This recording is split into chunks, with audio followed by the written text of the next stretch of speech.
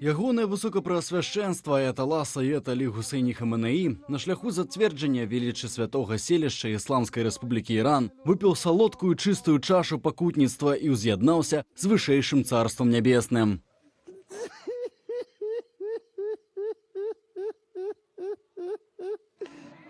Пачуйце гэты надрыў. Так у Іране афіцыйна даведаліся пра ліквідацыю свайго вярхоўнага лідара. Нічога новага для дыктатур. Ідал паў, але прапаганда працягвае маліцца на ягоныя аскепкі. Слёзы іранскага дыктара сімвалізуюць фінал эпохі. І пакуль у Тэгеране загортваюць смерць Хаменеі ў метафары, беларускае дзяржаўнае тэлебачанне займаецца сваёй улюблёнай справай. Забыўшыся на праваслаўныя каштоўнасці і духоўныя скрэпы, галоўны рупар рэжыму Григорий Азаронак выдаў нечто беспрецедентное. Священный Иран, против тебя режим Эпштейна, педофилы-сатанисты, это тот самый антихрист Даджаль. Но благородный аятолла ведет свой народ в бой. И все мы во всем мире сегодня говорим «Аллаху Акбар». Пакуль у эфіры палыхае Азаронак, у Драздах пануе магільнае маўчанне. Александр Лукашенко, які звычайна мае меркаванне наконт любога пытання ад азімай пшаніцы да сусветнай ядравай вайны, раптам страціў голас. Маўчаць і ў міністэрстве замежных справаў. Усё, што ёсць у афіцыйным тэлеграм-канале вонкава-палітычнага ведамства, сухія выказванні пра абвастрэнне сітуацыі на Блізкім Усходзе. Адзіным афіцыйным сігналам з Беларусі стала спачуванне, скіраванае спікерам Палаты прадстаўнікоў Ігорам Сергіенкам, старшыні сходу Ісламскай рады Ірану. Падзяляем пачуццё смутку родных і блізкіх загінулых, пацвярджаем нашу прынцыповую пазіцыю супраць любых агрэсіўных дзеянняў, заклікаем не дапусціць далейшай эскалацыі канфлікту і гвалту. У гэты няпросты час выказваем словы падтрымання парламенту і народу Ірану. Зычым хутчэйшага залагоджвання ваеннага канфлікту мірным шляхам і нармалізацыі сітуацыі ў краіне. А ў Расіі традыцыйна адзначыліся крывадушнасцю. Гаспадар Крамля, які ўжо 4 гады ператварае ўкраінскія гарады ў руіны, раптам згадаў пра цынічнае парушэнне чалавечай маралі. Владзімір Пуцін накіраваў спачувальную тэлеграму прэзідэнту Ірану Масуду Пазешкіяну. Прыміце глыбокія спачуванні ў сувязі з забойствам вярхоўнага кіраўніка Ісламскай Рэспублікі Іран Саеда Алі Хаменеі і чальцоў ягонай сям'і, здзейсненым з цынічным парушэннем усіх нормаў чалавечай маралі і міжнароднага права. Між тым, часовым выканаўцам абавязку вярхоўнага лідара Ірану прызначаны Аліреза Арафі, 66-гадовы аятала. Доўгі час ён быў правай рукой Хаменеі у самых важных справах. Руслан Ігнатовіч, Белсат. У нашай студыі ўжо з'явіўся Віталь Цыганкоў, палітычны аглядальнік. Добрый вечар, Віталь. А таксама на відэасувязі палітолог Александр Марозаў. Спадар Александр, добрый вечар. Добрый вечер. Дзякуй вялікі, што далучыліся да нашага эфіру. Віталій, як і ў выпадку з выкраданнем злучанымі штатамі Нікаляса Мадура, Александр Лукашенко нейкі час трываў з маўчаннем. Цяпер такая ж самая сітуацыя. Ездзіць па кароўнікам у той час, як амерыканцы разам з ізраільцянамі праводзяць гэтую аперацыю. Што адбываецца ўвогуле? Ну, можно было б так, скажем, прагматычна, цынічна сказаць, што для яго зараз, здаецца, маўчанне – это самая лепшая палітыка. Паколькі, ну, все, што не скажы, як в тых славутых амерыканскіх фільмах, можа быць павернута супраць вас.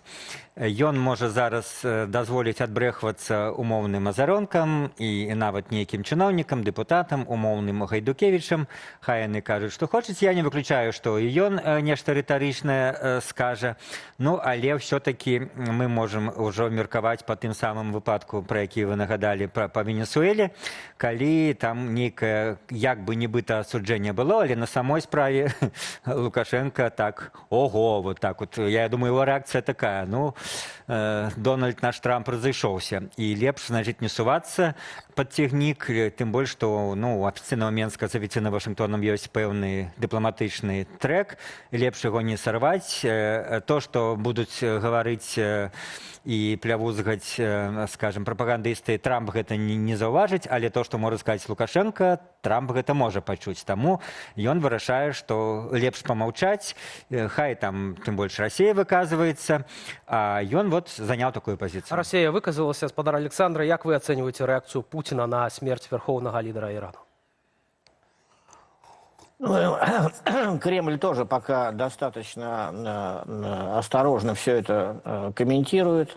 Заявление Путина по поводу гибели Хаминея действительно звучит крайне двусмысленно, потому что какие-то упоминания о моральных нормах из уст Путина звучат совершенно анекдотично в настоящий момент. Если воспринимать эти слова глазами из Европы или из Соединенных Штатов, откуда угодно, поскольку, собственно, сам Кремль в ходе войны погубил массу жизней и никогда не скрывал, что он собирался бы... Многие спикеры, российские спикеры, неоднократно громко и в голос кричали о том, что они были бы рады, если бы, скажем, президент Украины был бы уничтожен.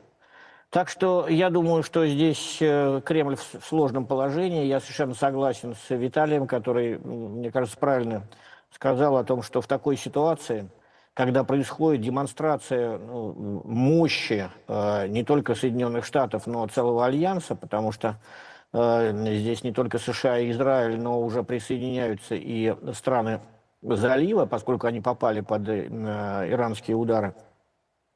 Здесь демонстрируется и технологичная мощь, и мощь современной войны, и в этом плане Кремлю остается смотреть на это и понимать, что то, как сам Кремль ведет войну, это уже не 21 век, а что-то совершенно другое, гораздо более архаичное. Вот, мне кажется, таковы главные итоги сейчас. Виталий, что со смертью аятоллы изменяется для режима Александра Лукашенко? Башар аль-Асад зрынуты, теперь хаваецца ў Москве. Мадура знаходзіцца ў амерыканскай турме, зрынутыя галоны, хаўруснікі Лукашэнкі адпадаюць адным за адным, фактычна штомесяц. Што зараз? Якія могуць быць думкі, якія могуць быць адчуванні ўнутры лукашэнкаўскай сістэмы? Ну, я бы сказал, что тут не буду давать такие докладные отказы и прогнозы, паколькі мы маем, не тому, что там чогосьці мы боимся, але мы маем просто два сцэнарыя развіцця падзеі ў Іране. І два галоўны. Першае, што все-таки гэта аперацыя США, Израиля, коалиции мае на мэце просто ослабить Иран военным чынам и нанести ему такую поразу, пасля якой ён не можа там не праводзіць сваю ні атомную, ні ракетную праграму. А другая задача, вот на сённяшні момант запіса нашага інтэрв'ю пакуль не зразумела все-таки, якую задачу канчаткова ставіць перед сабой Вашингтон. Ці другая задача, гэта все-таки зрынуць існуючую, кардынальна зрынуць існуючую ўладу, нават не так, як Венесуэле, што замяніць аднаго на іншага, а просто зрынуць рэжым аятол.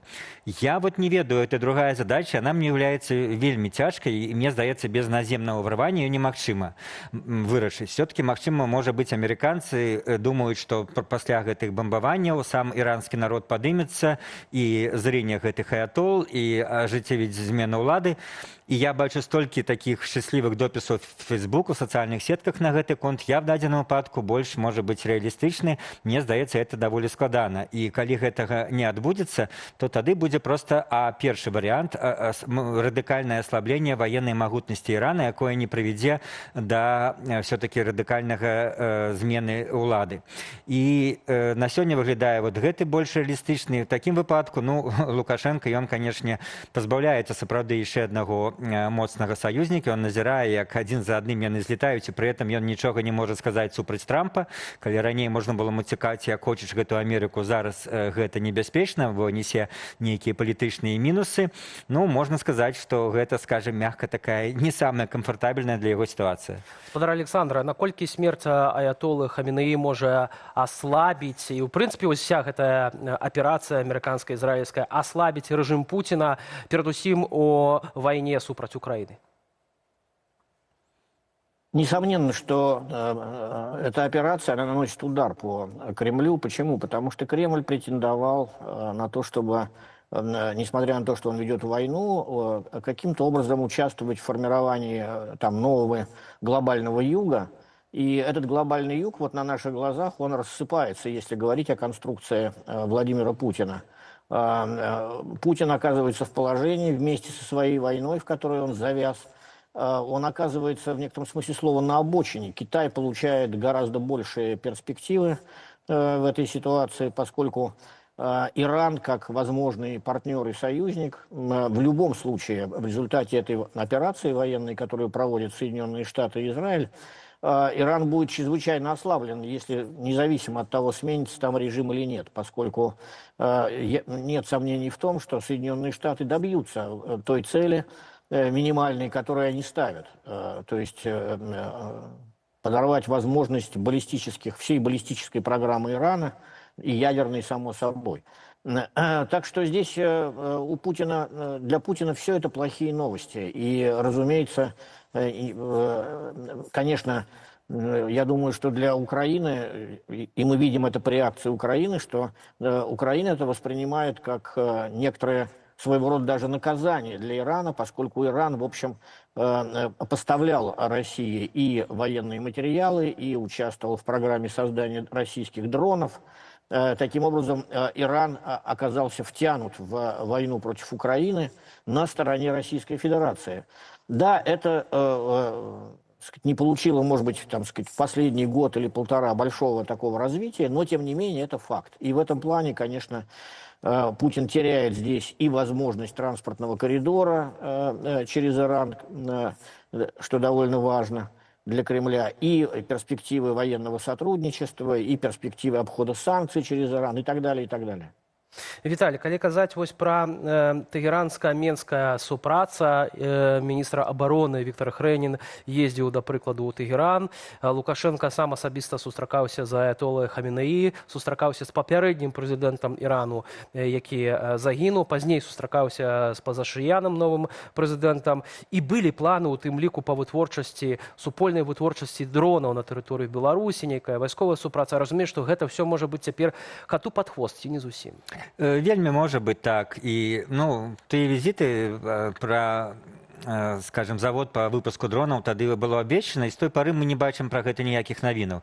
Я тады памятаю, цікавіўся гэтай тэмай, і на гэты момант сапраўды ён, здаецца, гэты варыянт ляжыць на паўзе не з прычыны там Ірана, а з прычыны, можа быць, іншых. Я таксама тут заўважу, што можа не трэба перабольшваць, скажем, мякка так, беларуска-іранскае супрацоўніцтва, в тым сэнсе, што калісьці сапраўды в нулевыя гады вось Лукашенко ставіў на гэтыя краіны менавіта то, што называецца на трэцяй дузе.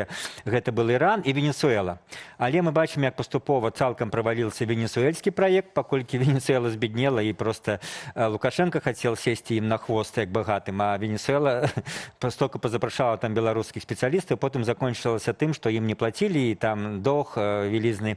Тое ж самае было з Іранам. Можна згадаць, як праваладныя палітолагі і прапагандысты гаварылі, што это стратэгічнае супрацоўніцтва, там ледзь не Беларусь будзе здабываць нафту, ледзь не такі ось Беларусь с Іранам, але скончылася тым, што ў выніку пасля таго, як афіцыйны Менск стаў наладжваць больш актыўныя стасункі, і тут нават был асабісты інтарэс Лукашэнкі і яго сям'і з арабскімі краінамі, з Эміратамі, Саудаўскай Аравіяй, мы ведаем, як туды ён часта летаў, то паколькі это натуральныя праціўнікі в рэгіёне, то фактычна афіцыйны Менск паставіў ставку на гэтыя арабскія краіны, на суніцкія краіны, а не шыіцкі Іран, і пры гэтым немагчыма аднолькава быць адданымі тым і тым. Фактычна Менск паставіў менавіта Саудаўскую Аравію і іншыя Эміраты.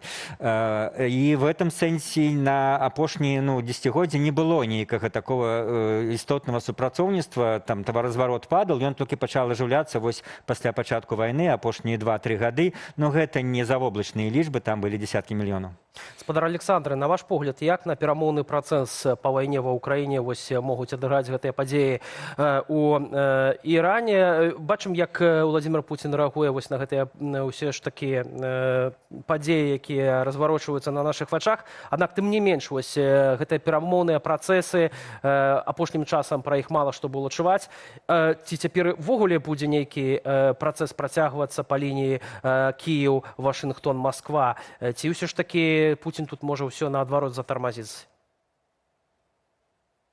Я бы здесь, может быть, даже и не связывал плотно события, которые происходят на Ближнем Востоке, с переговорными треками, которые ведутся между Вашингтоном, Киевом и Москвой. Почему? Потому что мне кажется, что военная операция, ну, она закончится в горизонте 12-15 дней на Ближнем Востоке. А что касается переговоров, то у нас на сегодняшний день совершенно противоречивые, так сказать, сведения, потому что, с одной стороны, слышны заявления из Москвы о том, что надо прекратить переговоры, выйти из них, это с одной стороны. С другой стороны, мы слышим сейчас из Киева, из уст Кирилла Буданова, что есть определенные подвижки в вопросе о гарантиях и со стороны Соединенных Штатов Украине, и якобы Москва соглашается с этим. Поэтому я бы сказал так, игра вокруг этих переговоров, которая тянется уже больше года,